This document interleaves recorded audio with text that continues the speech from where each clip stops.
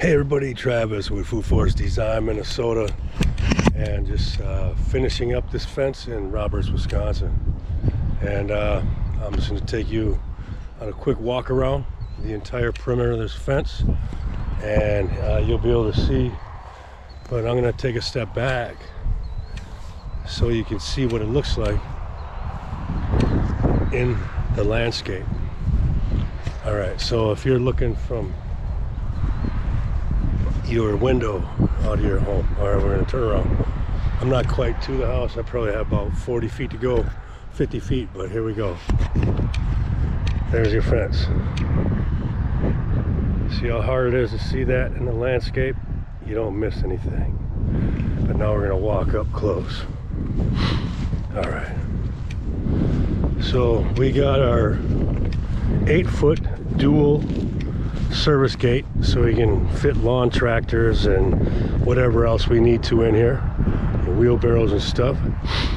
But it's wrapped with this PVC 20-year 20-year guarantee PVC, heavy duty PVC with steel pipe, and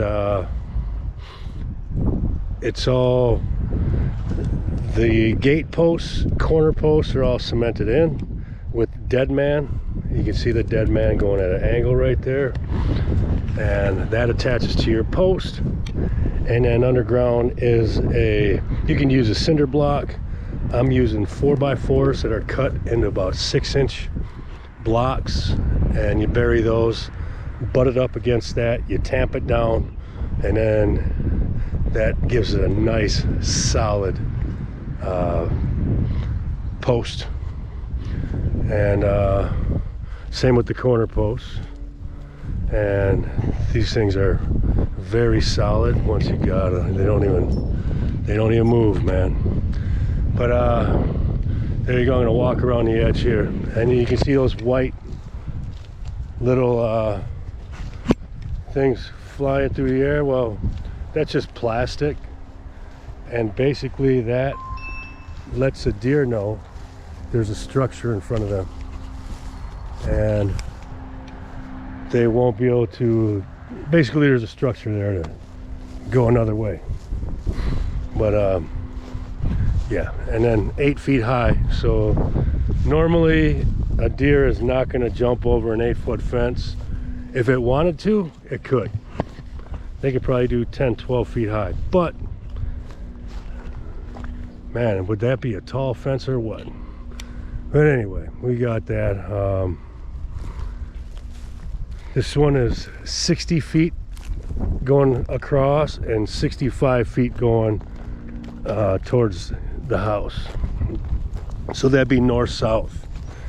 North and south, and this is east-west is 60 feet. And now we're going to add 3 more fruit tree guilds in here. We're going to freshen these ones up. We're going to replace that tree and replace that tree. The deer ate them over the winter, and they're not coming back. Normally they would show some sign of life by now, but they're probably not coming back. But that's your fence. We just walked all the way around the perimeter, and next thing is we're starting a fence over there on that side of the property next week, and that was going to be 9 or 100 feet by 80 feet, and then a food forest on the inside. Turn you around.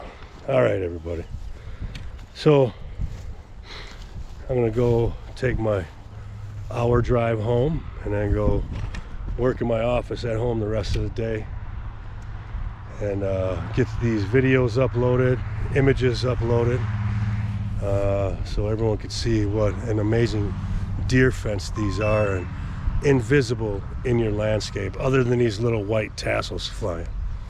But those serve a purpose. I mean, if you don't want them, you can take them down and not use them, but they're more of a, instead of a deer running into your fence, they'll know something's up. But if you want one of these, get a hold of me, Travis at Food Forest Design, Minnesota. Find me online, foodforestdesignminnesota.com. You can find me on YouTube, Food Forest Design Minnesota.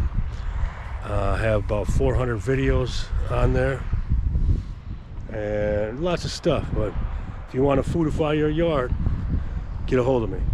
Have an amazing day, my friends. Have an amazing weekend. See ya.